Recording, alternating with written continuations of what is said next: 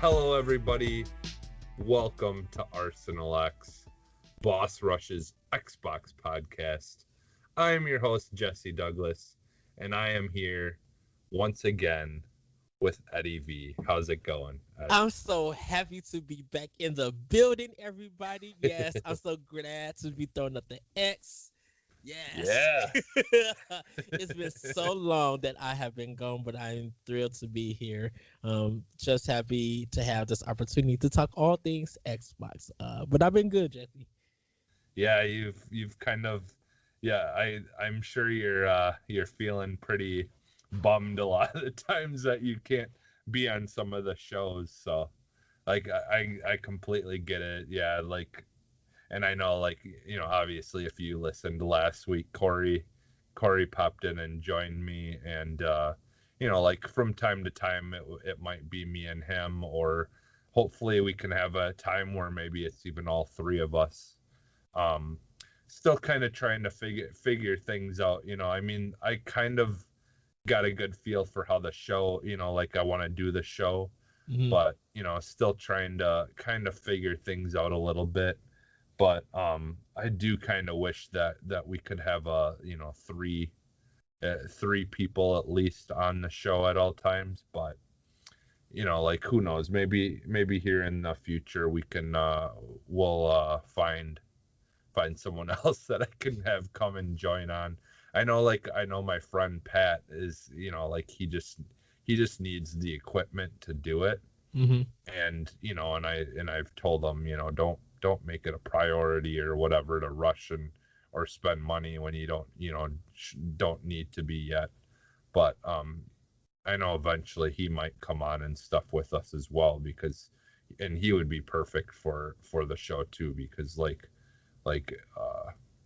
he's got, like, he, like me, pays a lot of attention to what's going on in the world of Xbox a Yes. lot of the time. So yeah, he would be good for you. He's got a PS5 and a Series X. He's one of those lucky ones Yeah. that has both, and he's got a computer and stuff too that he uses, and a Switch. So he's he's all next gen or last gen or whatever. He's Uh, got he's he's got it all. he's So he's current gen prepared. yeah, yep, exactly. So yeah, uh, before we get into what we've been playing, I just wanted to touch on something. So Ed, I believe you watched the Love, Death and Robots on Netflix, right? Not the new season. Oh, not the new season, but you did watch the first one. I watched the first Okay. one. Yes, I didn't. I didn't know. I know the. I was waiting for the new season to. I think it dropped last week, Yep. Yeah, I think. and I Yeah. and I think what happened is I missed it because of Castlevania. Oh, okay. I Yeah, and because I think those both came out. Yeah, that same week. yeah, and I knew that season two was coming because they tweeted about it, and I Mhm. didn't know it was gonna be that quick. Yeah. Uh, Well, I think the reason it was that quick is because they didn't have as many episodes. I don't think this time around as last time. yes. And some of them are pretty short, I think. I think some one of the episodes, I think, is only like 15 minutes or something, or maybe even shorter than that. But yeah, because I watched them all in like one sitting, because they're all pretty short, which, I mean, is fine. um overall though, I like the episodes that we got in this season, and I won't like spoil anything or any of that, but just kind of like in general, like, I liked the episodes, like, don't get me wrong, but there there's something missing that I feel like that first season, like, really did a good job of, like the humor and the well, I mean, there was some humor in some of the episodes in this season, but like overall, like, it was a pretty decent, it's some pretty decent episodes little clip things, but I still feel like there like a lot of those that were in that first season were just so good, like just really really good little clips. But yeah, they're the first episode is pretty good and interesting. It's that one's I would have to say it's probably got the most humor in it. But Is the whole season out? well, see, that's the thing. I don't know if maybe that's why there's not as many episodes. Is like, yeah, were they maybe putting half of the season out and then put the next half out later? I don't really know, like, because I want to say there was only like 6 episodes or something. I'm gonna just look really quick here, but I want to say there was only a couple of episodes. There wasn't a whole lot. And again, I don't like, I don't know if it's because they're released half and then they're gonna release another half or what. Here, I'm just kind of looking it up, but well, while I'm looking it up, is there anything that you want to talk about that's been going on this week or anything? I know it's been a lot a lot of just working. Um, so I do have kind of a thing to talk about a little bit Okay. before we go forth. So everybody know that Starfield, Bethesda's new IP is only going to be, I think it's rumored to only be Microsoft exclusive. Yeah. Um, but um, it's not really exclusive. Um, it's pretty much because it doesn't make sense that it's coming to Steam. Anything I feel like that goes to Steam is not exclusive. Um, Time exclusive, I could understand, but like exclusive for a platform with Microsoft, it should only be on Windows 10 or Xbox brand if they were only going to do it exclusive. But anywho, so Starfield is not coming to PlayStation, and people are discussing about will there be more titles like that and how would that look? And I kind of feel I don't feel bad for Sony in a sense because Sony is kind of on top and they have better IPs and developers that could bring first party content to their platform so where they don't have to worry about Bethesda. I'm not trying to not say this is a bad thing or anything, but I'm just like The Last of Us Part 2 has won many awards last year. Naughty Dog has been killing it. I have a Boss Rush Benzer on which is the best studio doing it right, making games right now. And I have to give it to Naughty Dog because of all the awards that they won. The Last of Us won awards. The Last of Us Part 2 won awards. Outside of Naughty Dog, Ghost of Tsushima, you know, um, even Days Gone now has just been doing a lot on PC. Surprisingly, I just found out about that. So I feel like Sony is already good with first party and other third party content coming in. They're not missing anything from Bethesda, in my opinion. I think after Deathloop, if they don't get another game besides probably the Indiana Jones game, um, if we'll see what that happens with that. I don't think that Sony is going to miss out, and I don't think gamers are going to miss out. If you got a PC, you can play that game. If you got an Xbox, you can play that game. We don't even know what Starfield is at this time, and hopefully Hmm. I'm saying the game right. Um, Hmm. we don't even know what that game is about, and so even if once we find out what it is about, we'll probably say, okay, yeah, Sony really is going to miss out on something. But I'm like, Sony has a lot of IPs that they could bring in. Like they got the Warhawk franchise. If they want to if they want to reimagine Warhawk to be their version of Starfield, they can if they want to. Um, I don't think it's just a big loss for Sony or anything. Bethesda, though, on the other hand, they got to prove that this is going to be worth it. You know, Hmm.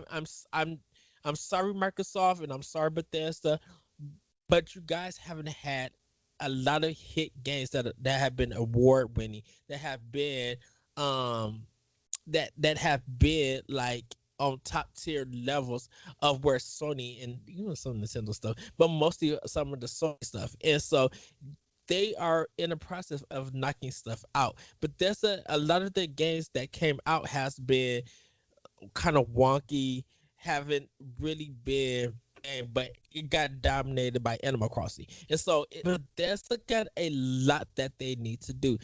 Most people got hyped that Microsoft bought Bethesda. Then they have talked about Bethesda's games itself. Fallout 76 hurt Bethesda badly, and they're still trying to recover from that.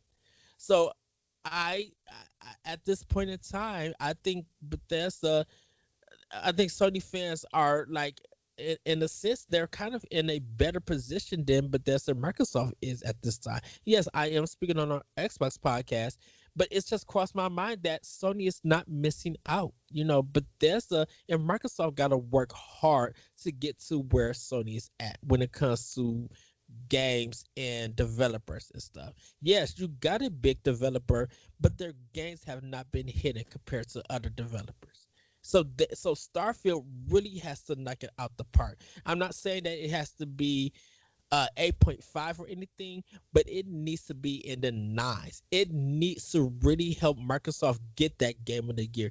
It doesn't need to show off what the power of Series S can do, because there's going to be a ton of games that could do that.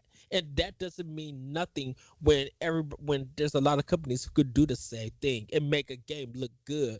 But even if you make your game look good, it could become forgettable in the future. You got to make something that really resonates. And Starfield has to do it, but because we don't know nothing about it, I don't think that Sony is going to be missing out on anything. Now, if Starfield was coming to Nintendo and Nintendo or was planning to come to Nintendo and Nintendo's not getting it, then yeah, we literally could have that discussion, because we'd be like, man, Starfield and Star Fox could have had a crossover and we could have had a big discussion. But we can't have that because it wasn't planned for Nintendo. So there there's plenty of time yet, Ed, to start making those assumptions that Bethesda being with Microsoft, that Sony's not gonna be missing out. The thing is, like, we haven't even got, like you said, we haven't even gotten to see anything yet. So like, I think it's a little too early to start assuming that game isn't gonna be something that people are gonna want. Uh, but I mean, we'll find out soon here. Because like, the thing is like, yeah, I mean, maybe Sony isn't missing out, but at the same time, I see an awful lot of people who were getting all upset that Starfield wasn't going to be coming to PS4. So, like, uh, do you I'm hearing feedback of myself. oh, do you hear me? You're Oh, yeah, because I think your mic. Did you adjust something on your microphone? oh no, I didn't. No. Oh, okay. Okay. Yeah, but yeah. The thing is like, we haven't really seen much of anything yet, and I do, like, the whole thing is, like, with all this, people getting upset, about the Elder Scrolls games and stuff, are most likely not going to be coming to PlayStation and all that, and people getting all upset about this kind of stuff. But the thing is like, like, you can't be saying in one breath that, oh, making fun of Microsoft because they don't have any games, and then in the next breath complaining that they're getting something exclusive, Right. or that you're not getting it on PS4 or PS5 or whatever. and like which is what we've seen a lot of. We've seen a lot, like, and it's like, oh my God, like you're just like those kind of people just kind of have to ignore, I feel like, because they don't represent the entire community of video games and stuff, and they're usually just the more toxic areas, of the community, in my Right. opinion, And because all they're trying to do, they're just esters is all they are. They're just trying to stir the shit and trying to get, trying to troll people and stuff like that. And yeah, like it's just gotten to the point of where I just basically I focus on what's going on the Xbox, and just the whole like negativity stuff that's out there. Just got to kind of ignore it, because well, I I think mean, there about is, there is like, before we started the show here, like I was saying, there is a lot of criticism that Microsoft has been given that I do feel like it was justified. But it's the problem is a lot of times the voices that are vocalizing it aren't always the greatest things to be listening to in the past. Or like, you got to look at things as well, like from, like, well, okay, well, what else are they saying, and does it coincide, or is it just them trying to throw their hat in the ring to start jumping on something and get criticize things. But yeah, because I completely agree that there is a lot of criticism that Microsoft had been given in the past that was, you know rightfully deserved. But they've been doing plenty of things now and a lot of stuff to try to, to prove that they're trying to focus on doing what's best for their consumers and stuff like that. and And and the time will come here and where the we'll get to see what, like what kind of games we're going to be getting, and we will have a lot of exclusives moving forward. It's just a matter of getting to that point. they've been working on getting their portfolio. I would give them that with buying studios and giving other studios that they acquire or they started up, games and everything and certain Hmm. titles. It's just that I think with I just think that with Bethesda themselves, not saying they are a bad company or anything, but just a lot of their current stuff hasn't been hitting or in anything. And I believe that with Starfield, sorry, sorry about that. I really hope that Starfield really showcased that this is why we purchased, why we were purchased by Microsoft. This is why, with the money that they gave us, we were able to create this world. You Hmm. know, it could be industry or genre change. It could be all of this stuff. Um, but I hope that if they make hopefully if they have ambitions for this game to be a big bestseller because it's a Bethesda game, you might have another thing coming. What's going to happen is that it's going to be best playing game on Game Pass, but it won't be the best selling game for Xbox. And I understand how Microsoft is kind of going in that direction and everything, but I'm like, you need to put it out there where this game is really worth the purchase, um, or even really worth the subscription along if you're not an Xbox Game Pass member. If Microsoft decided to be like, we're not putting this out on physical or digital, you only can play it as Game Pass, you might get new subscribers to come that uh to that service. But that game has to really deliver. If you're not going to deliver, Sony, don't want to say the Sony fanboys, but some people in a Sony community are going to say, I'm glad this game didn't come to my system because it's not what we expected to be on there. It doesn't have that quality that we expect from Bethesda. You know, they'll probably be Yeah, like I mean, that quality is for Microsoft, and they'll say whatever after that. yeah, but that's kind of a negative thought to be like, oh, Yeah, I'm glad this didn't come here. I mean, that I don't know. In my opinion, that's kind of a shitty way to think of it. But like the thing is, like like we know that like the games that Bethesda makes are very very popular, whether you like them or not. Like they're very very popular games. Like I I still, in my opinion, I prefer the earlier, the older, like Wolfenstein games. mm, I like what they've done with Wolfenstein. Like I do think that it's much better, like story wise yeah. now than it Wolf, ever was. dude, But Wolfenstein 2 is good. Like yeah, if you really just take the time to focus to stay playing that game, it's hmm really good. And yeah, that's the thing. That's the stuff that I feel like Bethesda needs, and that's the kind of narrative and driven story driven game that Microsoft needs.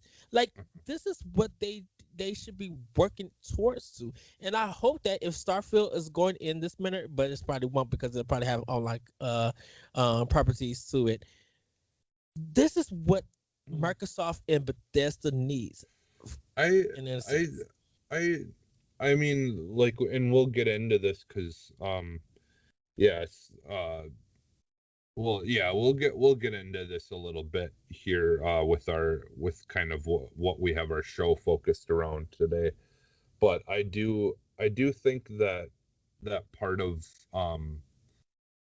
my thought with Starfield is that it's going to be like a little bit more like almost like their take on like a Mass Effect type kind of game where it's going to be a very story driven game that's kind of like just like their games. They're more story driven games, but it will just be more of that sci-fi setting versus because like they've got the whole like old school, like killing Nazis kind of thing going on, and Yeah. Wolfenstein. And then with Fallout, they've kind of got the whole like post-apocalyptic kind of thing going on. And then like I could definitely see them doing like something similar to that, but it's more of like their version of like a sci-fi, like like Mass Effect, or like even like oh god, what is it called now, the game that the people who made I don't know, but yeah, the just like a more sci-fi version almost of like a mix between the two of like Wolfenstein and Fallout, where it's like very story Uh, driven, but it's also like are you about talking about exploration. No Man's Sky? No, I'm thinking of what's the one that was like the other Obsidian, the one that Obsidian made, essentially, Oh, which the is Outer essentially, Worlds. yeah, Outer Worlds, like they like essentially they, like something. But I don't think it would be like that. I think it would be more along the lines of like doing something like a Mass Effect that's a little bit more on the Wolfenstein side, where it's much more story driven versus the exploration type stuff, like because I'll be honest, with Fallout, like Fallout does something that that a lot of people like. I mean, I like a lot of what Fallout does, but my Hmm. my only setbacks with Fallout is always just been the like that there's just too much fat in it, and some of that stuff just doesn't need to be there, in my opinion. It's just like busy, like busy work, I guess, or like, like a lot of, it's not really grinding, but it's just like I don't, do we really need to be able to pick up every little single thing that you can, find in a map? Like, I No. mean, I guess that there's probably are people who love that they can just pick up anything and everything that's laying around, but like I do think Outer Worlds like did a much better job of that, of still giving you that option, but Mm-hmm. it's not like you're filling your inventory with just tons of useless crap that isn't even worth anything. But yeah, I and I think that them being with Microsoft, I do think that there will, especially with them, having to really try to prove themselves. I mean, like just the fact that they still like, we always come back to this, but the fact that they didn't have any games coming out, and they they delayed Halo for a whole nother year. Like, I mean, in my opinion, that's a move that says that we are really trying to make sure that when we release these big, name things, or these, Mm-hmm. these games that we feel like most people will be interested in, that we really need to make sure that it's a good product before it comes out. And I honestly think that that's why we haven't gotten a lot of games, as they've kind of been hesitant to The, just release something just for the sake of releasing it. they have followed the Nintendo rule. I try not to bring Nintendo up as much as I can, but Nintendo would not say nothing about a game. They're not gonna show anything, or they're not gonna talk about anything until they feel like that is ready. Until they feel like it's polished enough that they could give some information and be ready to put it out, because they know that CGI trailers do not do a game justice. We want to show you what you actually going to get it. And Microsoft has done a fantastic job showing, yeah, they still do some CG trailers, but those CG trailers have been like, this is just an announcement saying that we're working on it.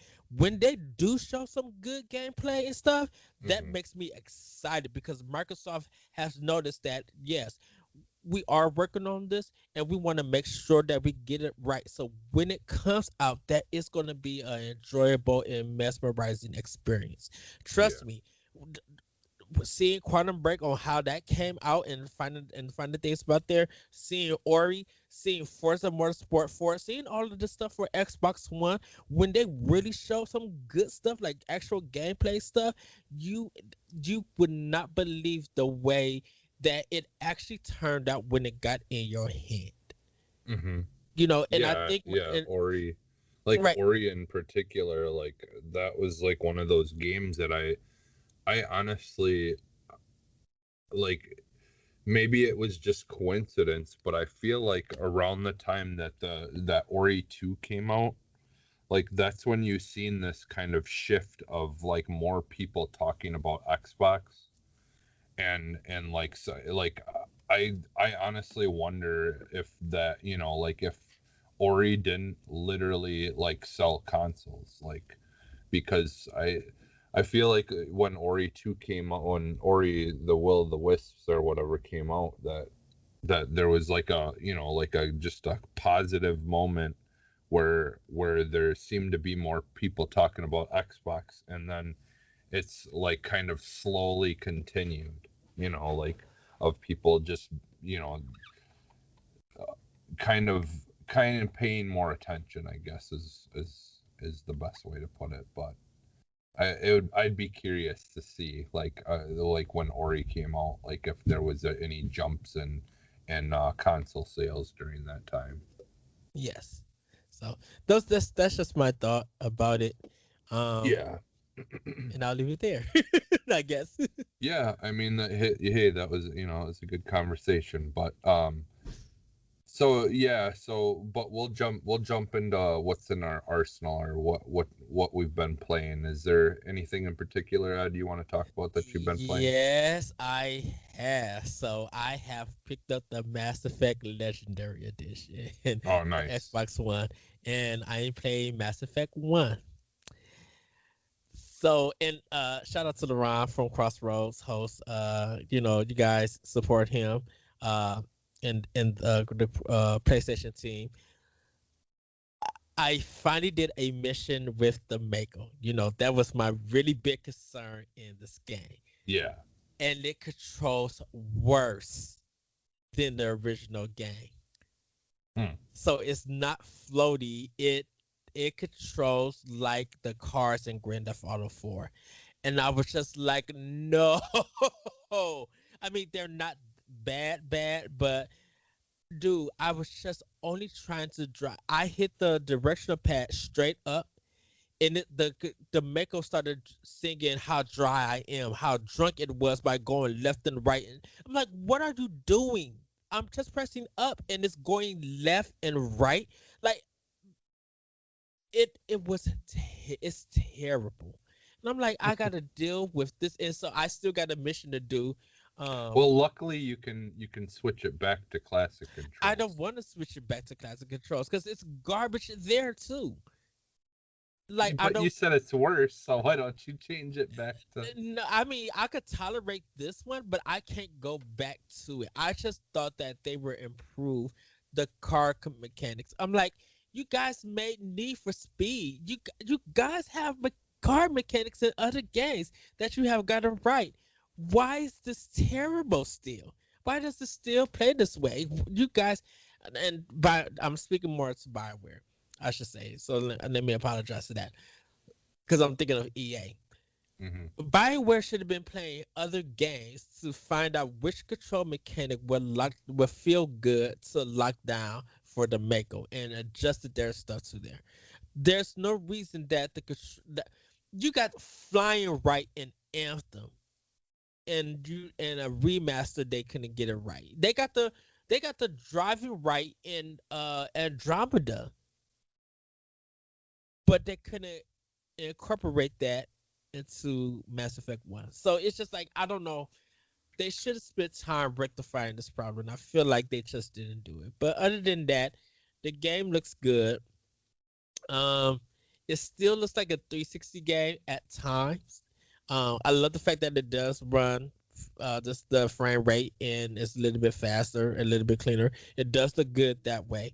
Um, and I'm playing it in HDR. I am playing it on my 56-inch or 60-inch Samsung TV. Like I'm playing it in 4K and it looks good. I really want to see how it was on Series X and stuff.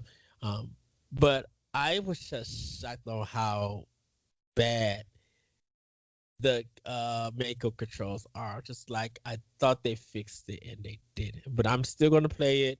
Um, I'm going as a renegade. I'm kind of like being evil for this one. I'll say some nice things to my companions, but I'm going to be evil for to everybody else. I may not do side missions.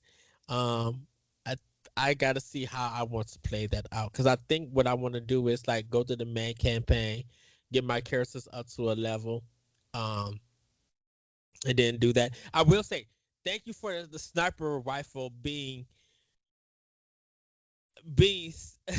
being changed because it doesn't sway. You don't get seasick. It feels good.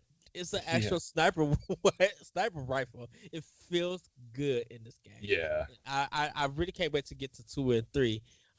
But from what I played, I if I had to give this in sorry, I'm going to the Yoshi coin ranking. If I had to give this game any Yoshi coins, I would give this like a 4 Yoshi coins.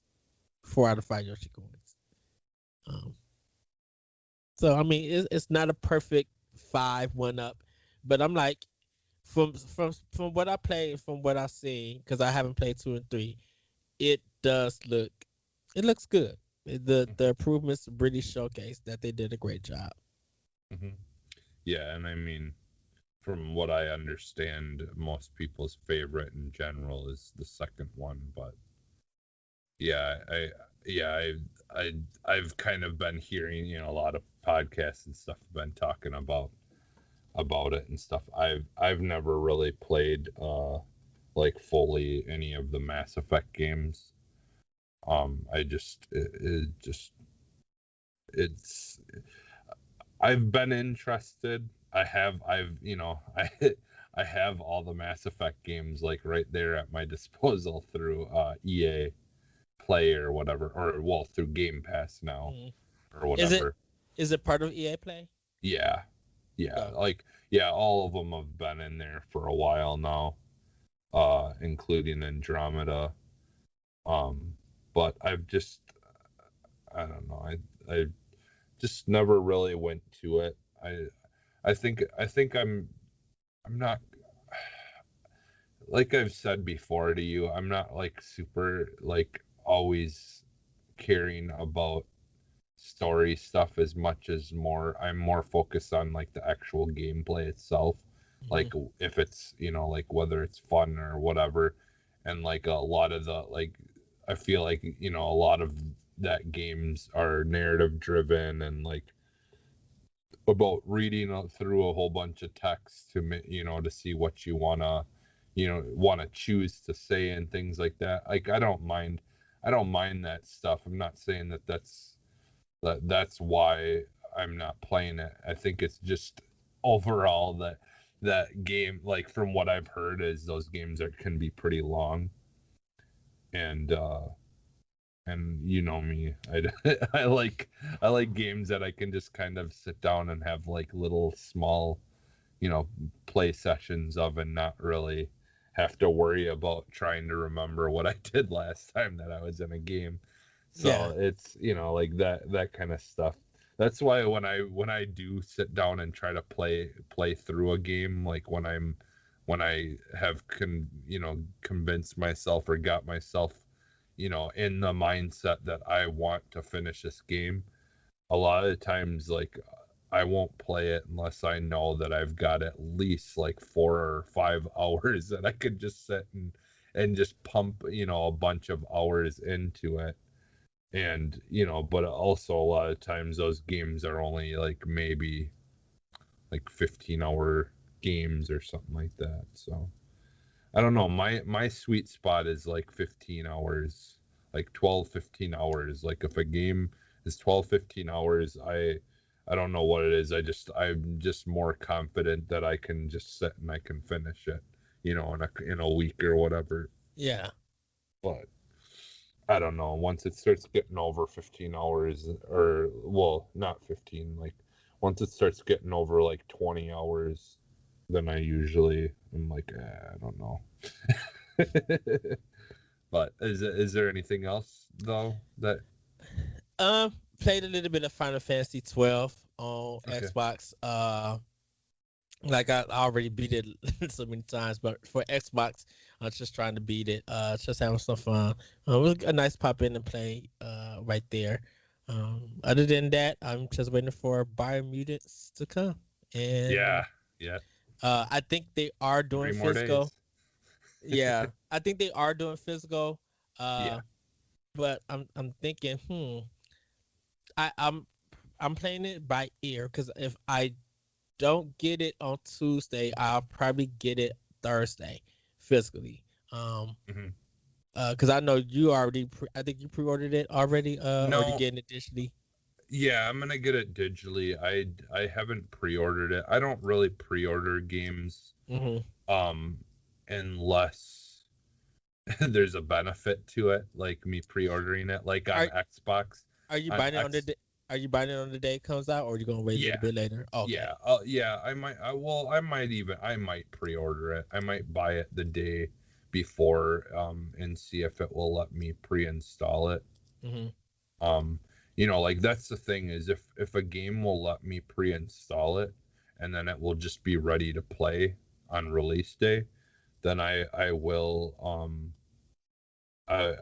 pre-order games. Like honestly, they need to really just like start trying to do that more often. Is is have the game ready a couple of days early to where it can be, pre-installed, and then literally then on release day all it's got to do is download the that last bit of information to unlock, and allow the game to be able to be played.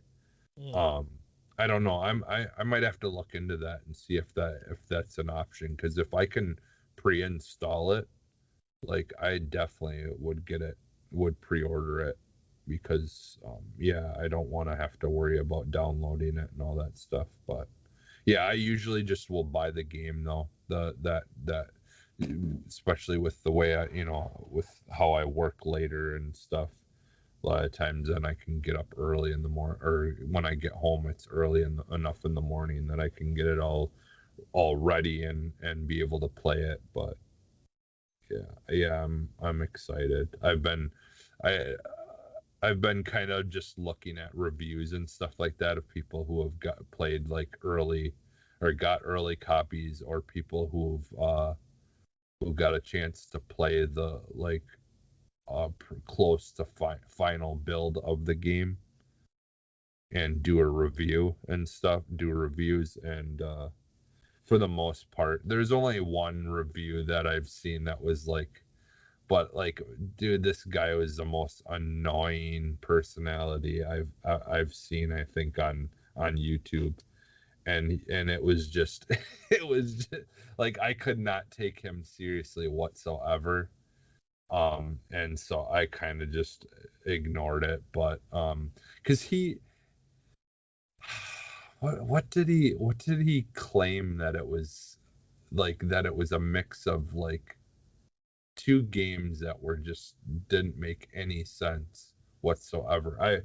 I don't know, whatever. I don't want to even give him any attention. But yeah, so I mean, most of the stuff that I've seen, the reviews and things of, at least gameplay and stuff, which in my opinion is very important. Yes. Because again, like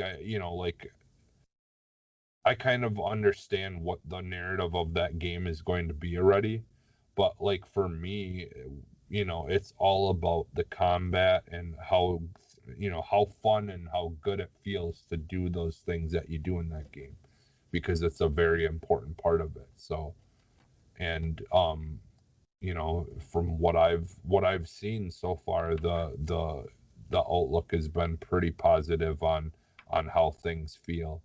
A lot of people are comparing it to like a mix between um uh like the Devil May Cry kind of games, Hmm. like, like where it just feels really good to be, kind of comboing and using different things while you're, like attacking and stuff like that. Yeah, It's like they're that's what I can't wait for.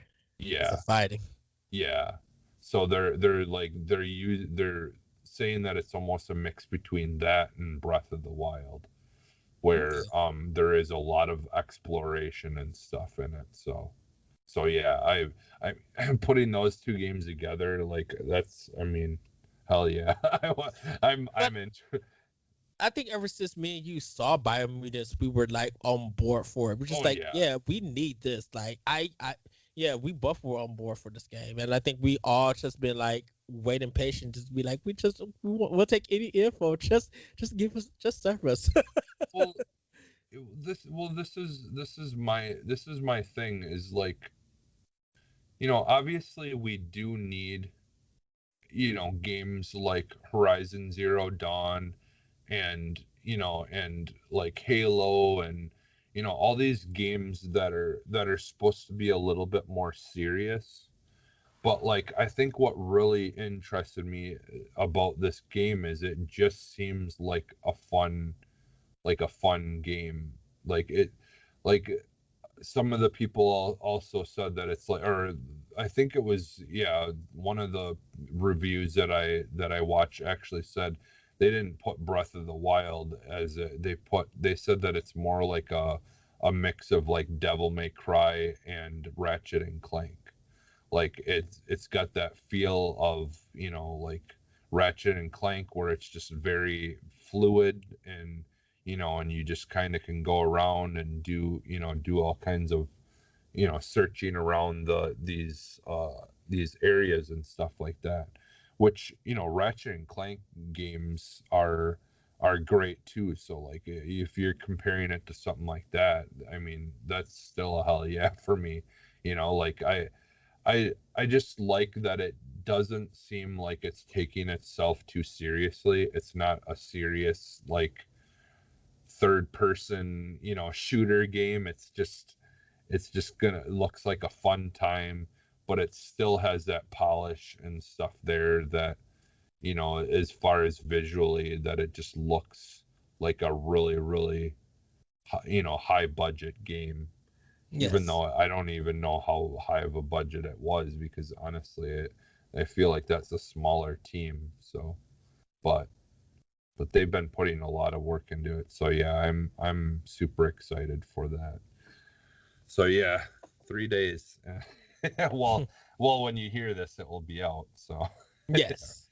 it'll be coming out that day. So on Tuesday. So all right, yeah. Is there anything else then, or is Nope. that pretty much okay?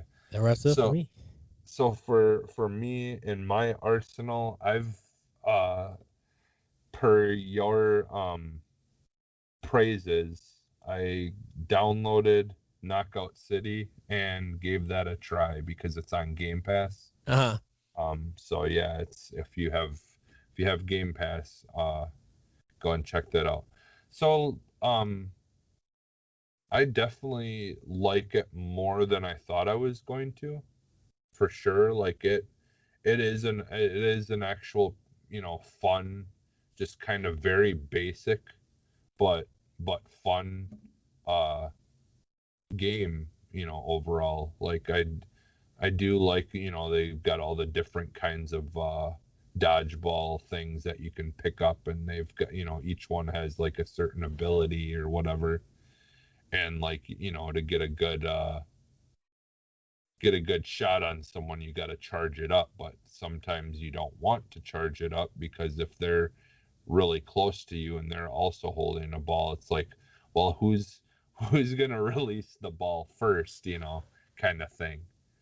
um which there's only one thing that I didn't notice happening in the actual matches, that you could do in the beginning part, where you do your practicing and stuff. You kind of got like your hub world.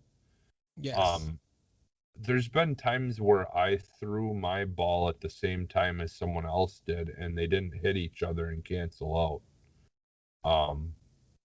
So I don't know if it's just, it depends on how much more power someone's using when they throw it, or what. I was kind of a little disappointed that didn't work as well, like where you couldn't throw a ball at their ball to cancel it out.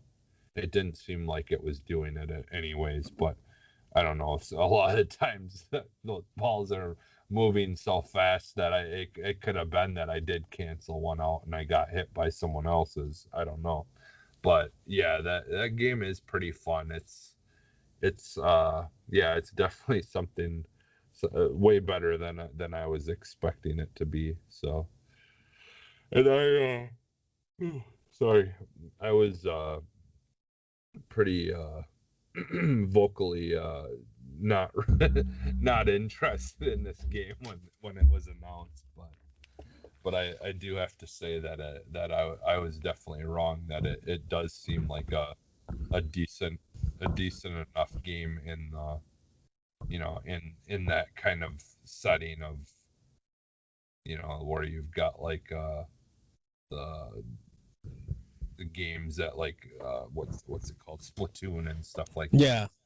Is I was a little like, at first when they showed it, I was like, okay, do we really need something, as more of these kind of games, because like Bleeding Edge, like in my opinion, it was kind of like, I just thought it was like like almost like a Bleeding Edge type of deal, where it was gonna just be, it's gonna come out and it just not, not a enough people really caring about those kind of games, and it wasn't going to do well. But I think mixed with the openness for, kind of more kid friendly kind of game, and having the options of being able to eventually probably get more things to really change your characters and personalize your characters. I could definitely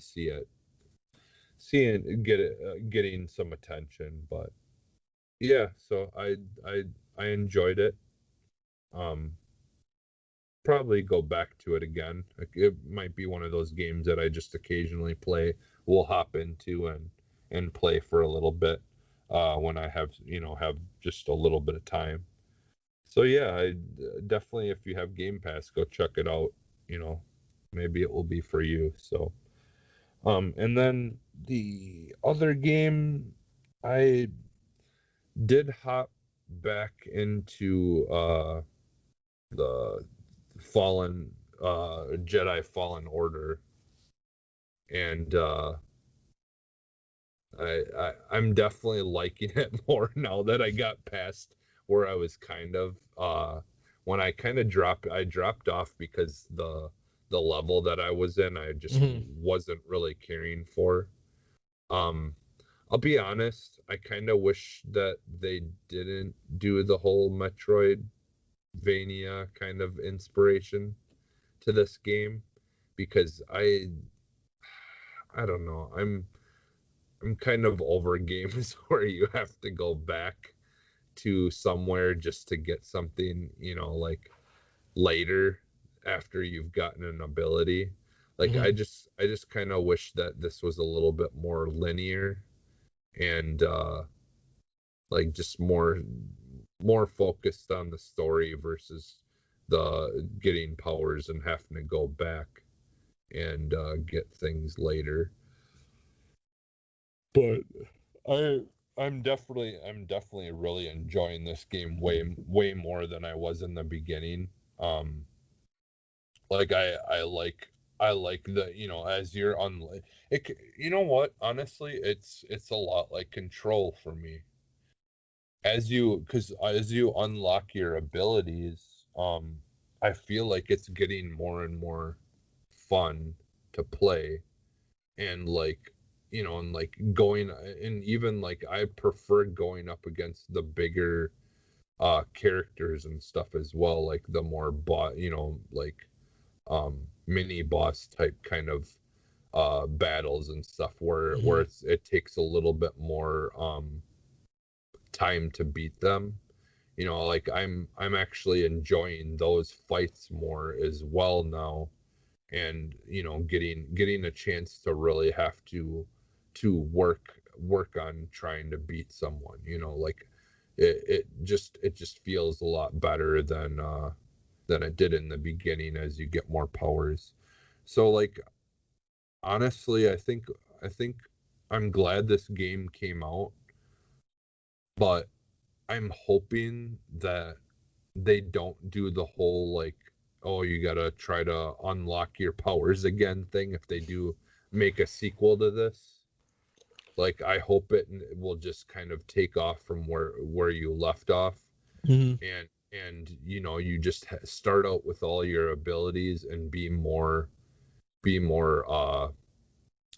just linear. Yeah. Because like I get the whole story, character building stuff that they're doing in this, but I kind of wish this game would just have started with you have your powers and everything, and just kind of be a normal story driven game. So I'm hoping that's, if they do make another one, that's kind of what they do, is just kind of make it a story driven game versus a character building game. Well, I know a lot of us thought that it was going to go the Uncharted route, but it seems that it went a different way Yeah. for it. I will say, because I told you this, that I normally do a backlog bash blowout for optional opinion, and what that is that every 2 weeks I take one of my backlog games and play it. That's all I play for those 2 weeks. And if I beat in those 2 weeks, then I can play anything else. Mm-hmm.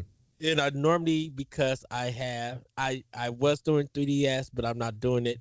I may spread it out to 3 weeks, but it all depends. I play one game for Xbox, one for Switch, and one for uh PlayStation. So I think for this year, I think I'm gonna do Jedi Fallen Order. It's been so long that I played it. I had this game for Black Friday. I Yeah. installed it, played about 45 minutes, and that was it. So Yeah, I definitely, it's definitely a game that I think people should play.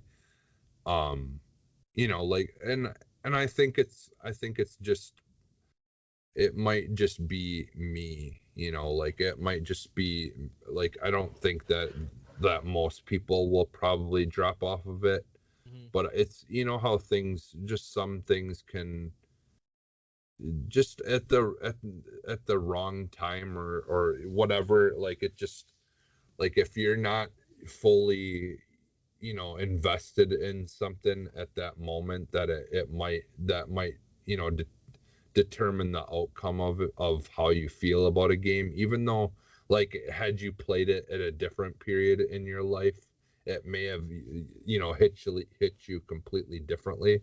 Yeah. Like, that's kind of how I feel.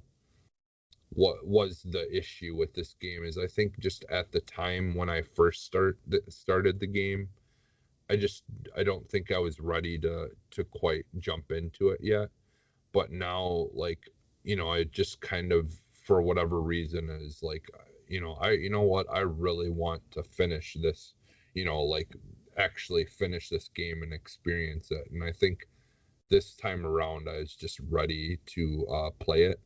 Mhm. And so yeah, like, I'm really enjoying it a lot. Like, like, anytime I've sat down recently to play it, I've put like at least 3 hours in at a time. So yeah, like, I'm really enjoying it way more again. Like, and now I'm like unlocking more powers and things like that. And like, I just got to the point of where I have the ability to pull stuff with the Mhm. force instead of only push. So like, yeah, that's kind of been fun, and like trying to solve the little puzzles of how you need to get something somewhere, to be able to progress. And like, without spoiling anything, in an area I'm in right now, or that I finished, there's like these growth of these plants and stuff on things, and the only way to get rid of them is to burn them away. But you have to use these like little floating like flame things that are essentially like a little, like, lights that are in areas. Mhm. And and so you have to take those and throw it with the force at these growths, overgrowths and stuff, to clear paths. But it's a very rainy, like, not rainy, but it's a very wet, drippy uh level.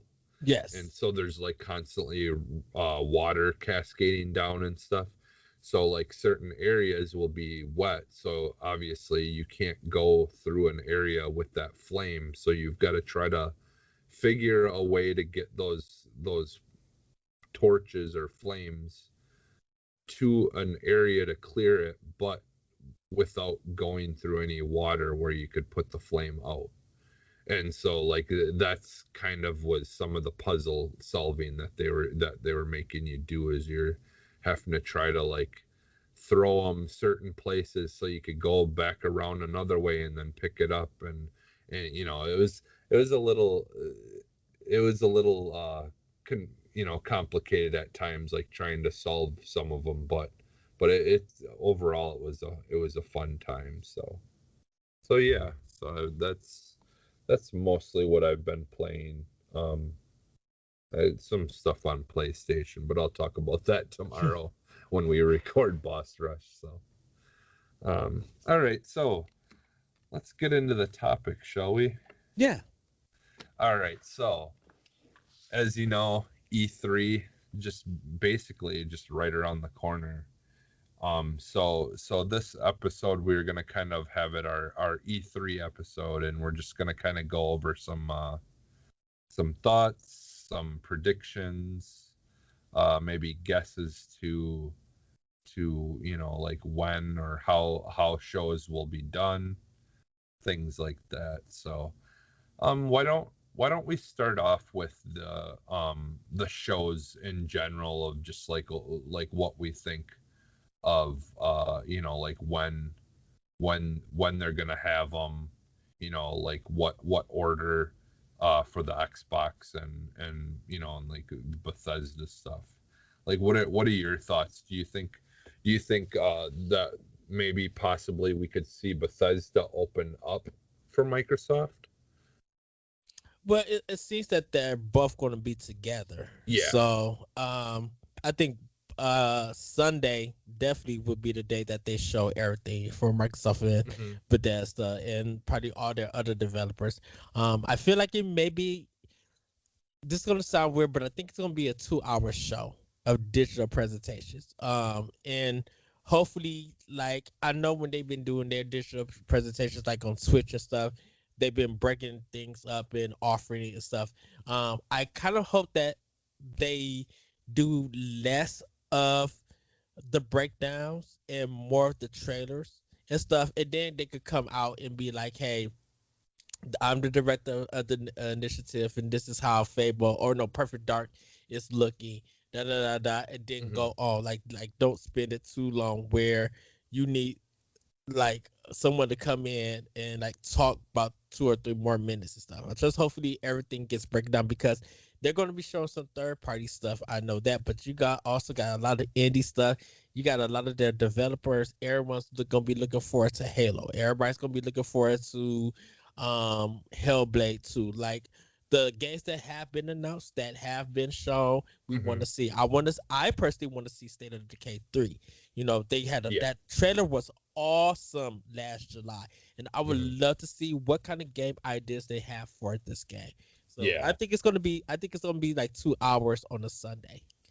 Um, Yeah. I what do you think we could see Bethesda actually start it off, and then like, so because I do think that they're still technically, I think they're still gonna be their own, they're like they'll have their own Bethesda show, but I think that that they'll do the Bethesda stuff, and then that will lead into to Microsoft, like doing the overall like announcements of Microsoft stuff. well, it says the two companies are confirmed to have a joint showcase during E3 2021. That's confirmed by head of Microsoft Oh, Studios, Matt okay. Booty, in a recent interview with a French publication. So Okay. Bethesda could open it up, and then more Microsoft will come and show.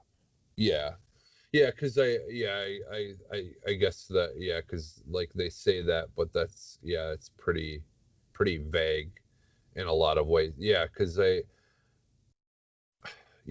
guess yeah, like you could see it like where they just kind of like have alternations even of like, like they'll talk about some Microsoft, like, as a whole stuff, and then have some Bethesda stuff, and then some more Microsoft as a whole stuff, other stuff, and then have more Bethesda stuff. But like I don't know why, but I almost would rather they do like, yeah, like Bethesda, like like it starts off as the Microsoft thing, and then Bethesda kind of just goes over all of their stuff, and then it kind of leads into Microsoft, like all the other stuff, and just kind of bleeds through. Like you still have maybe some Bethesda stuff later on in it, Hmm. but just kind of like Bethesda starting it off. Like I think that they would probably be a good idea to maybe start it off with Starfield stuff, since that's in the news quite a bit recently. Starfield has kind of got people's attention. So like maybe start it off with some Starfield stuff, and then like you get your Hellblades and and seeing some of that stuff. I agree with you. Like and I mean Nintendo, when it comes to like showcases and stuff like that, Nintendo for the most part is like the top tier when it comes to doing that stuff. But Yeah. I do have to agree, those times when they like talk about like Smash for it feels like forever, and like that's most of the show. Like those are usually when I start to tune out, and I definitely don't want them to do something like that for any of Yeah. these games. I want them to obviously talk about these games, and I want to get a good feel of what the product is going to be that we're looking forward to. But I don't, like you said, I don't want them to focus too much on some of the stuff. And like and because that's the thing is, like we have a lot of games that have been announced and we've gotten concept trailers for, Yeah. like you were saying for State of Decay 3. But we need to see more of those kind of things versus like obviously I want to get stuff about Halo too, It, but uh, and if they want to break stuff up, let us know that you guys sell on some merch. Let's know you got some sale on some yeah. games. Show us what's coming in the future for Series X with a controller or something. Let us know if the SSD card that you guys put out is on sale. Like, really promote during E3 if Mhm. Microsoft is going to do this. So that way, when they break it up, people be like, "Oh yeah, I could go to Best Buy, or they're doing it tomorrow. I could order this and get it at this price, and be cool about it." you know And and definitely with the points thing that they do, that me and you talk about their mhm. point system, that would be a good time to advertise that so people could know, hey, if you buy this game or you pre-order it on Series X or on X or PC or whatever, you get a bonus 1,000 points right now. Just Mhm. go through here, here, here, and then go Yeah. about it. Like their Yeah, point system thing is great, but they just need to market that too.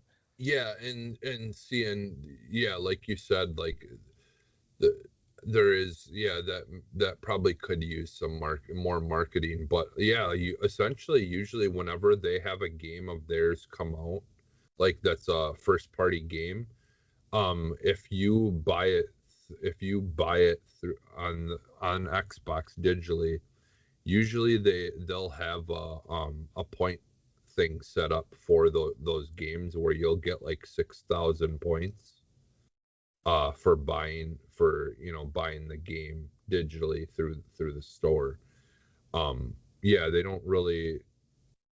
I think it's just hard to advertise it. Like, I mean, I guess they could say something about it in like their like commercial like advertisements for things.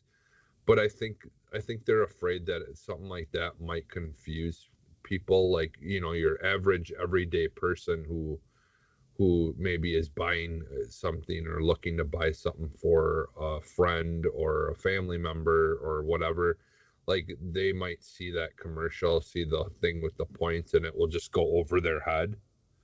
I think unfortunately it's just kind of a thing that either you're interested in it or you find it or you don't. And there's I mean, because I feel like they try to do their best to advertise it, at least on like the front page, on your Xbox, like when you're on your Xbox, and they kind of have the little window things Hmm. that are telling you about things that are, events or specials or sales, or like all those kind of things. They try to do that occasionally. They'll try to put in there, like they'll say, hey, like pre-order this game or whatever, and then sometimes it will bring you to the points thing. Yes. But they don't do that a lot. So yeah, I think it's just more so the only way to really get that out there about that kind of stuff is like what we're doing, like word of mouth. I think they probably figure is just the best way to promote it anyways, because like people like me that like hunt trying to get points and doing that stuff. Like I can say that it's been very beneficial. Like I've gotten so many $10 gift cards and $5 gift cards, and just by hunting those points. And like I have it set up where it just automatically at the first of the month, if I have the 800 or 8,000 whatever points in my account, it will just automatically turn that points into a $10 gift card. And if you set it up to automatically do that, it then takes less points to get a $10 gift card. Yeah. Because normally it's like over 9,000 points to get a $10 gift card, but you can get it for under 9,000 points if you do set it up to automatically do it at the first of the month. So like you essentially are getting a discount on points to trade in to get more money for your points. So yeah, so if you have Game Pass, definitely go do that, because that's the thing is that that's also a perk that comes with Game Pass, because I don't believe you can do that just the regular way without Game Pass, because it's kind of linked to Game Pass. So yeah, if you're paying for Game Pass, like not only are you getting games day one, on Game Pass, you can also get, like, just by playing those games, you can also get real life money. So real life money, I should say. But yeah, so yeah, I had a thought there when you were talking about stuff. Like one of the other things that I kind of was thinking about, but not in the way that I am now, because of what you said that kind of spurred this thought. But so I've been thinking about, like, like what kind of cool specialty consoles and stuff we were gonna get, like, how we get like ones that are based on Halo or based on Gears. I almost wonder if we're gonna see any of that this year, or if that's gonna be something that they do next year. Just because with the shortages and all that kind of stuff, I almost wonder if they're hesitant to make limited edition versions of consoles yet. Like specialty ones with that are, like Halo themed or whatever. But I was thinking, I wonder, I mean, obviously they'll probably do, like limited versions of Series X, that are based around Halo and stuff like that. Mhm. But I think one way that they could really, really sell consoles is for them to really focus on going bigger and better with the Series S consoles, and making some really cool you know limited edition versions of those, because they're already at a lower price point, which is already, going to sell consoles. But if you start like putting out like cool limited edition ones in that, I could see that also pushing people to buy more consoles. And so I wonder if we will see anything. Do you think we'll possibly see any, looks at limited edition or specialty editions of consoles No, at E3? not at this time. Not for Xbox. No. Mm-mm. Yeah, Because of all the shortages and stuff that's going yeah, on, it wouldn't make sense to be doing special editions of stuff. Controllers, I could see, yes, but yeah, console wise, not really. yeah, And that's even including Nintendo, which we'll talk another time. But like for Microsoft, they're trying to get the Series S and X out as much as they can, so people could buy them and stuff, hmm because they're still having shortage problems now. So a limited edition version of the system wouldn't make sense. hmm yeah. Yeah, I definitely agree. I think they're just worried, yeah, more focused on, because like right, the demand's already there. They don't need to Yeah. make limited edition, specialty edition versions of consoles to create a new demand, because the demand's still there because we can't get any of these consoles out, fast enough. So yeah, I think that will probably be something within the next couple of years that we see. But I mean, maybe we get one like early next year, around like when Halo comes out. But like I feel like that would be something they would announce later in the year, like before Halo comes out, maybe, that there will be limited edition versions of like Halo consoles. But again, like we were saying, though, it's really difficult for them to get anything out, let alone try to sell, limited edition consoles. Unfortunately, I think that's just going to be something they're going to have to wait until we're kind of in a better place again. But yeah, as I was kind of thinking of that, like I wonder if they'll do anything at E3 talking about that kind of stuff. But I think you're right. I think we might get some controller stuff, and they've got those cool the little charging stand things that hold controllers. We'll probably get some of those, maybe, that they'll show off, maybe of Halo or something like that. So, Yes. all right, yeah, and then so that, like, how we talked about how it opened. Is there anything that you think, like, as far as predictions, like any like parts Okay. of the show that you think might, be planned, or something that maybe we wouldn't expect? Okay. So, uh, I'm going to use just this one, but then I got two more. So talking to the EXP Cast Boys, crew, shout out to them. I said that Team Japan or Studio Japan, I think it's Team Japan, or the people who made the Lost Guardians, a lot of Yeah, them left Sony to make their own studio, and yeah, I think Microsoft could end up acquiring them or working with them to bring a true JRPG game to their console because they need it. Of course, everybody's gonna be like, "Well, what about Lost Odyssey and Blue Dragon?" Those was good games, and whether you like them or not, they were good. But that's a market that Microsoft is missing, is the JRPG. Or if they could get a adventure game, that they could produce a great game on that platform, Microsoft needs to reach out to them. Sony is not doing anything with them, or they felt how Sony was kind of like highlighting them stuff, or I don't know what their business deal was. I think Microsoft needs to scoop in and like work with them because once again they need to get these systems out in Japan also. They need to get some yeah, sales in Japan also. That includes their business strategy. So that's one of them.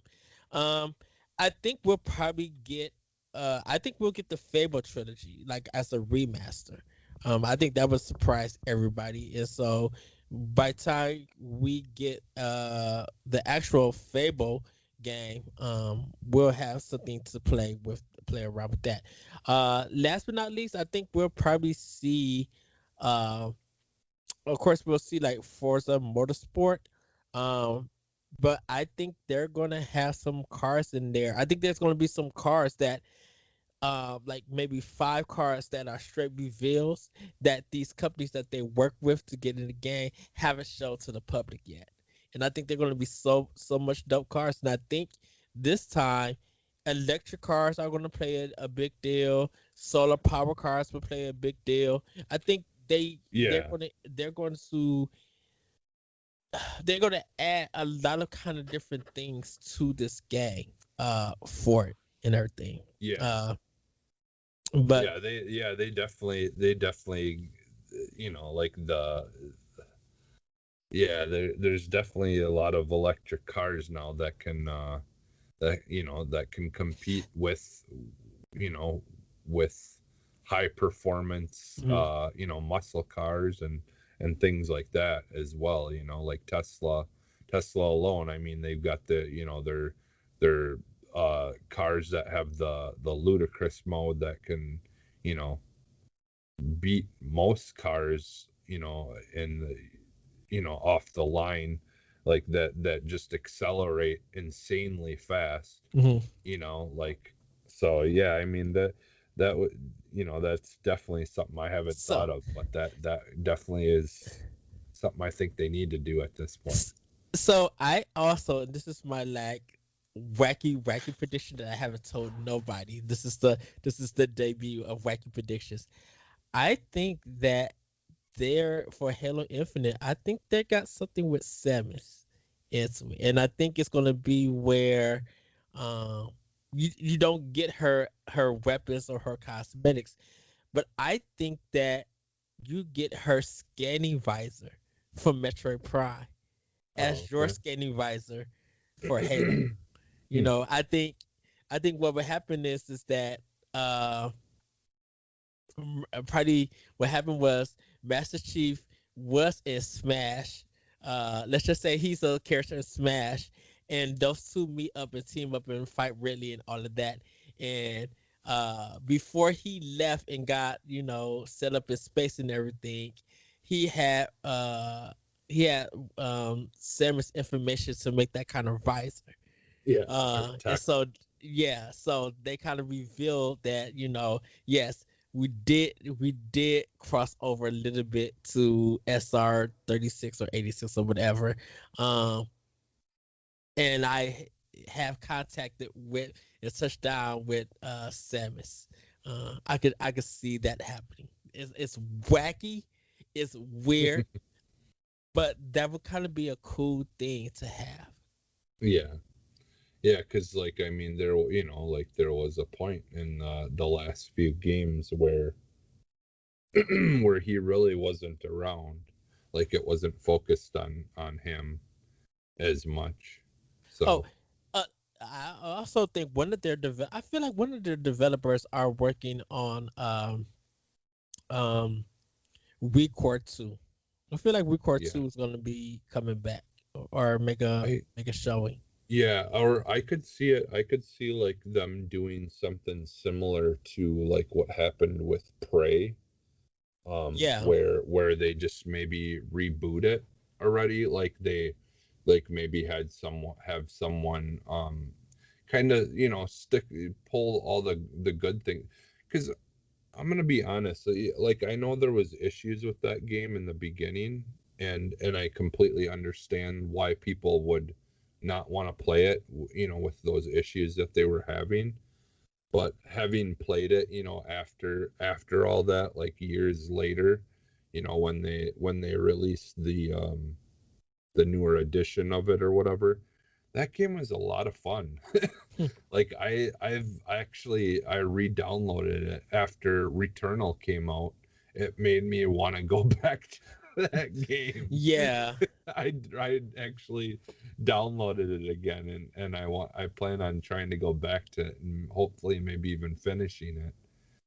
Because I'm a good chunk into the game. I'm pretty far in, but um it just kind of was one of those situations where other things came along and I just kind of left it by the side to come back to some other day. But yeah, Returnal came out, and like I didn't really think about it at first, but yeah, there is a lot of similarities to what Returnal is and what Recore is.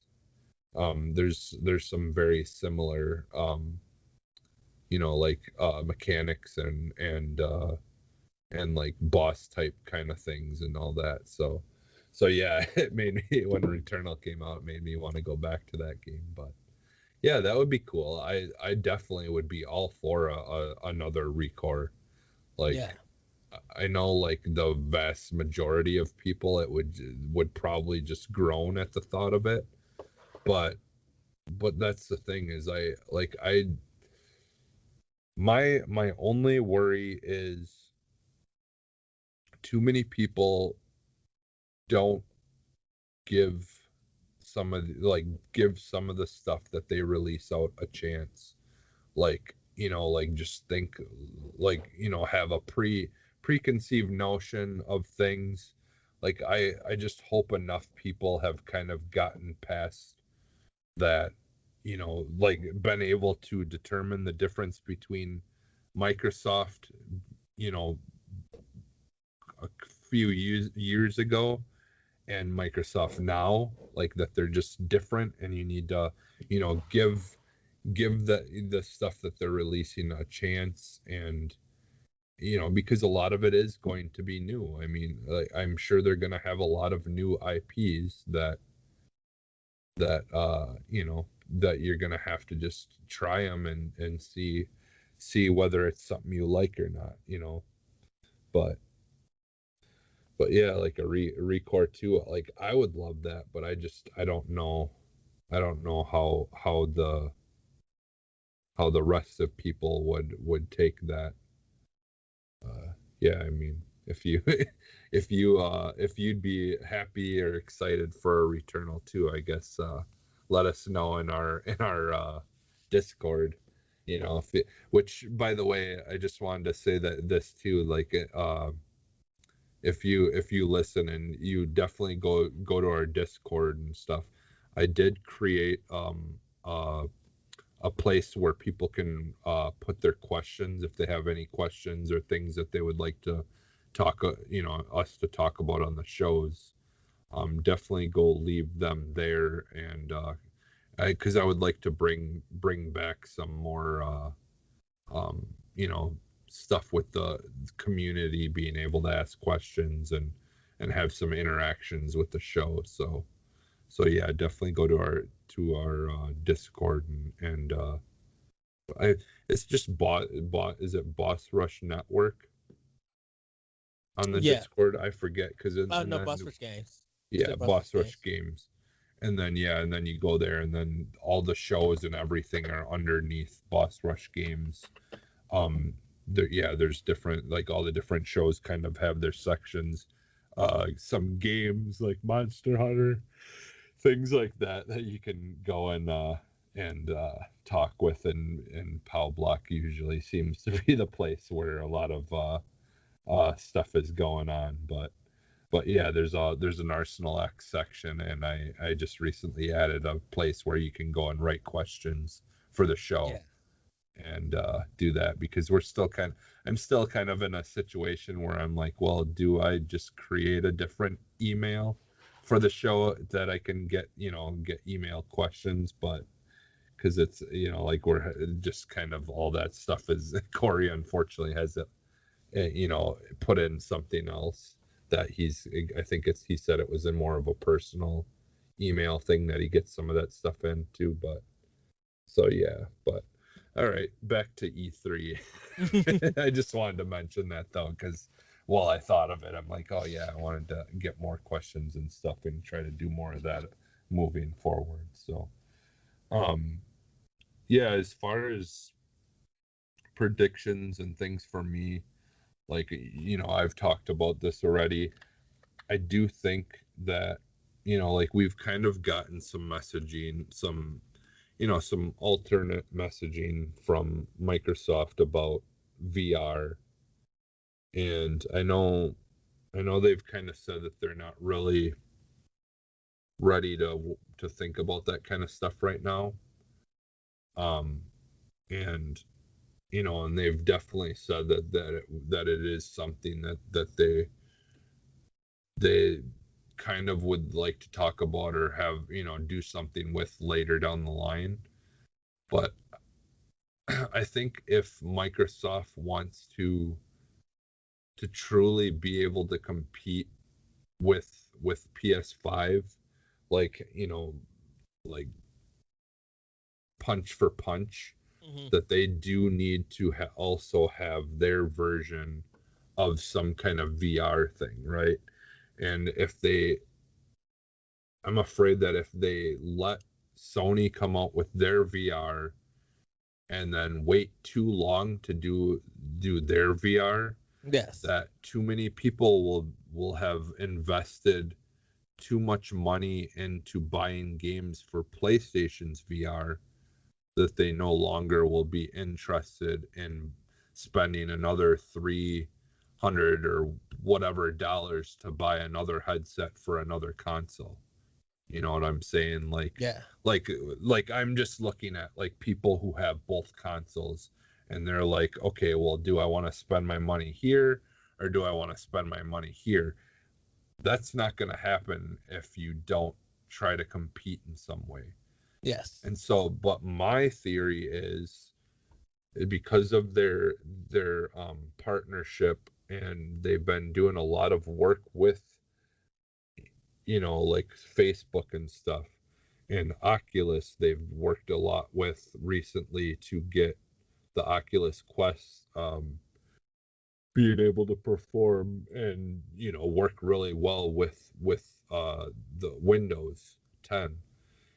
And so I think that what we could get is literally them talking about VR, but like it would be as simple enough that if they could get Oculus Rift or Oculus, I mean, 2, Quest 2 to work with the Xbox, that eliminates them having to worry about making their own headset and stuff like that for the time being, right? Like, I mean, that they could, like, later down the line we could get something maybe that they make for that's theirs for the console.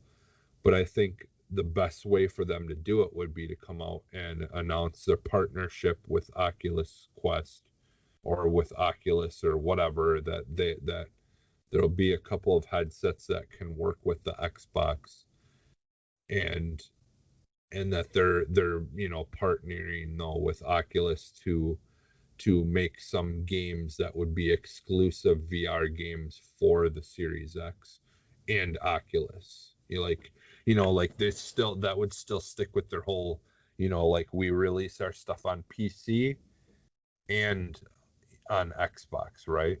So like they would have games that you could play only on the Xbox or you know, on PC. Mhm. And and then that would also give them the option to have those, you know, games that have the VR modes and the things like that on Xbox, and you'd be able to play it through the Oculus Quest. Um, and then my other thought about that too is you could possibly, that would be another place for them to potentially put Game Pass on the Oculus Quest, where you don't have to hook the Oculus Quest up to your Xbox to play games. Like some of those games you could, but they'd have like the Game Pass on the Oculus Quest, and you'd be able to, if you have Game Pass, there'd be games that you'd be able to download and play for free on the Oculus Quest, and be able to like have, like, possibly if they're games that you can play on Xbox as well, have like have the possibility of, you know, if you're on the go somewhere and you want to play, you know, untethered, you want to play it, then you can you pick up where you left off on your Xbox on the go on the Oculus Quest 2. So I so in general, what I'm saying is I think that we might get something about VR, but it will be a slow thing. It will be them just kind of announcing a partnership with Oculus, and the Oculus will be able to be used with the Xbox. But I don't, you know, like I think it would be a little bit of time down the road before we'll see like any kind of like headset or anything for Microsoft themselves. Um, you know, that would just give them an opportunity to get their foot in the door. Um, and, you know, like the Oculus Quest 2 is one of the best selling headsets right now that exist. So, I mean, you have so many people, it's such a big install base already that It would just be cool for people to be able to use it, not have to have a big beefy PC Uh-huh. to use to be able to tether it to, that you could actually just plug it right into your Xbox. So that's one prediction, is that I think that they will announce something about VR, um, but it's not going to be something so much on their end and more so of a partnership. Um, the other thing, one of my other predictions is that I think that we will get, we're gonna get another possible acquisition or partnership with a um with a developer or a company. I don't. I'm still contemplating. I don't think it's going to be an acquisition. I think it's going to be more of a partnership. And I know we've kind of talked about this already, but I do think that they do have something planned with Sega. Yes. I know a lot of people have been clamoring for this for a long time, but I could see them announcing a Jet Set Radio, a new Jet Set Radio game, for the Xbox I can see only, that. Yeah. like exclusive to, and that would be maybe one of many exclusives that are from a partnership that they announce with Sega. So, because I don't know. It could be an acquisition, but I think it would benefit Microsoft and Sega to just have like a really good um partnership, Yeah. like where they like where kind of like Switch and Nintendo has done this a lot of times, where they have companies or studios that they don't own, Hmm. but that partner up with them, and they do a lot of really big exclusive games for their Platform. platform. So Yeah. like because I I would like, you got some of the other Sega games that are on other consoles and stuff like that. But I would like to see like a really really strong partnership between Microsoft and Sega, and and that's kind of something, like, again, that a lot of people have been talking about. A lot of people have thought it was going to be an acquisition, but I think it would benefit both of them well enough to just have a good partnership, and Right. have that kind of that that help from Sega to kind of get a push in Japan, and then help with, maybe even help with some of the stuff there in Japan, and then Microsoft giving them money for to fund certain projects and things like that. I think that would be a really cool thing, because I do think that we are going to get more of that kind of stuff, during this E3. I do think that we're going to see a couple of partnerships that we didn't really know about yet, and that some games are already like pretty far into development. So other than that, like that's mostly like what I what I've been, just been thinking about as far as predictions. I don't there's been a couple of things that are a little lower tier things. Like I do think that we will get, like gameplay of things like Hellblade, Hmm. and I do think that we will get more information. Like I think Ninja Theory in general is going to be a big part of this E3. I think we Yeah, because they see, because their new game that they're working on, I think we'll also see. yeah, the Project Mara or whatever. Yeah.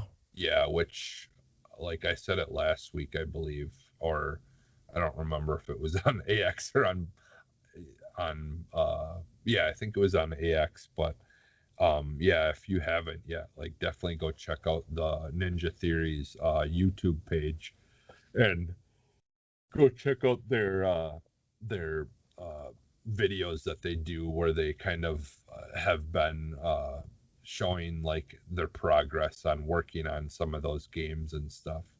They have a really cool thing where they focus on using, I think I'm guessing Unreal Engine 5 tech, but they're like show how they're doing like a lot of the image capturing and how they're like what they're using to make like these visuals look like it's real, like Uh-huh. it's like photo realistic, and in the sense that you can like zoom into these levels all the way down to the floor and see like dust and stuff settling on the floor and things like that.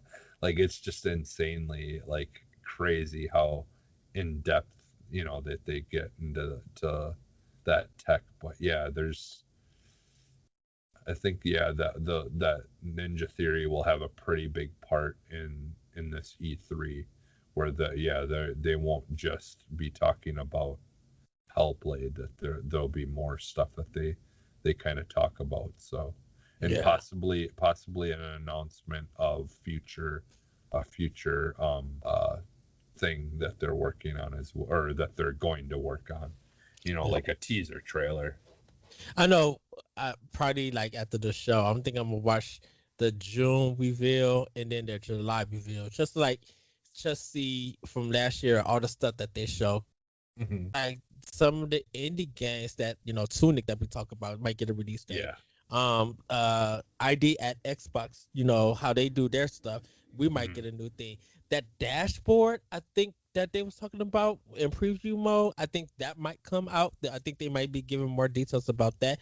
Like, and definitely we'll see stuff coming to Game Pass, PC, and some of the stuff may come to Steam also. So it's going to be interesting to see what Microsoft has planned, because with them now, they're in a sense, we know some things, but they're now kind of like dipping in Nintendo space where we don't know what they can show. They literally could surprise us and be like, "Wow, what like how do you have a conversation about everything their show?" And if they keep dropping stuff, it's gonna be like, "Oh, Microsoft snapped this year," Yeah. So, and Yeah. I'm definitely am excited. Can't wait to see more. Yeah. Yeah. I think overall, yeah, this show is going to be a very, very interesting one. I think, like my thought is that like the one thing that E3 needs to be for especially Microsoft Hmm. and PlayStation is why people should be trying to buy their consoles, right? Like, Yes. like what is the future going to be that I need to have one of these the second that I have the chance, like, because I mean obviously they are selling out, like sales isn't an issue, like the second stuff is available it's selling out. So but they need to reinforce why to the rest of the public why people have been trying their hardest to buy these things when they come out, right? So Yes, it's the payoff of the investment. yeah, yeah, Uh, of course, people have been playing a lot of their old games and stuff, but it's just like the new stuff. People want to know what's coming to the system or what is it about the system that I need to buy with the games that you guys are planning. Because like once they show the games that's coming, and of course with the system becoming more available, those sales in those games are going to jump, and people are gonna be like, "Yeah, I need a Series X because this particular game is gonna look and play good on it, and I need to be prepared for it." yeah, yeah. I'm definitely. I think we need, like, I need this E3 this year. I think the way that it, like, them trying to do it somewhat normal, because that last year's one I just did not really care for the way that things kind of slowly rolled out. Yeah, Like, we needed to just kind of, get hit with a big bunch of information and then just have a couple of months to just really sit down and think about it, Yes. like I just, like it, yeah, sure, it was fine, like having it where it was kind of fun, where you didn't know like what was going to happen or when something would come out, but a lot of the times it also felt like people were just waiting around and predicting something was going to happen, or we'd get new information and then nothing happened, or whatever. So I just definitely I'm just looking forward to having a little bit more of a planned E3 versus just we'll tell you stuff when we feel like we can or whatever. And again, part of that was probably because of the pandemic. Like they just couldn't really guarantee that they would have had information, enough stuff put together to do an E3 the regular way, right? So I think now this time around they've kind of prepared for it. They prepared for the worst and kind of learned from last year, and hopefully we'll see some really good shows this year. So Yes. all right, is there anything else in particular that you would want to talk about as far as I the Xbox E3? I think that's it. Shoot, I think that we could kind of wrap up the show because we gotta go long. Yeah, in this yeah, sense. yeah. I think once we get the time and the date, we'll be able to talk about it. We'll see what goes on with it. And hopefully everybody will tune in and listen to our thoughts after the show. Like we'll probably be watching at different times when it comes out, but I can't wait to see everybody's expression. Whether they liked it or not, what games are you excited about? What games are you interested in, and which games that you'd be like, what, that's a cool idea, but it's not for me. I would love Yeah. to see reactions to be very positive and respectful. Of course, people are going to be like, that's not for me, or that presentation wasn't good. I just don't want people to say it sucked for no reason because it's not something that they didn't like or it's not for them. I don't want to see that. I want people to have fun and enjoy. And my last thing I got to ask you, Jesse, is are you planning for a Microsoft snack attack? Like, what is your E3 free game snack attack? Well, you know what? I haven't made chili, the beanless chili with the cream cheese dip in a while. Hold on, before we go, the Frank's, was it Frank's hot dogs that you got with the nacho cheese? Oh yeah. How were they? Oh my god, dude, they're so good. So I need to go find them and get them. Yeah, they're good. They almost it's weird. They almost kind of remind me of like a chili dog in a way, but just because they have so like when you think nacho cheese, yes, a lot of times you just think that just the plain liquid cheese by itself, but it's actually more of the nacho cheese, but with the like peppers and things in it, like more, it's more than just the liquidy runny cheese. It's more of like a whole nacho kind of flavor thing going on. So that's why it almost has like a chili, almost, not quite, but like a chili kind of esque kind of taste to it. So yeah, but they're really good. And then the Hawaiian roll hot dog buns paired with it are really good. okay, because I think after the show, I think I'm gonna hit up Woodman's. Of course, I'm hitting up Woodman's. You know that is not like my grocery spot, and I'm excited. Yeah. I'd be like, Jesse, I'm hitting up Woodman's, and everybody. That's why me and Jesse like podcast over the phone and be like, dang it, why do we record this conversation? Because it'd be so good. But yeah, as far as like I said though, like I love just, and it's simple and easy. You just get whatever kind of chips that you prefer to dip in sauces or Hmm. whatever.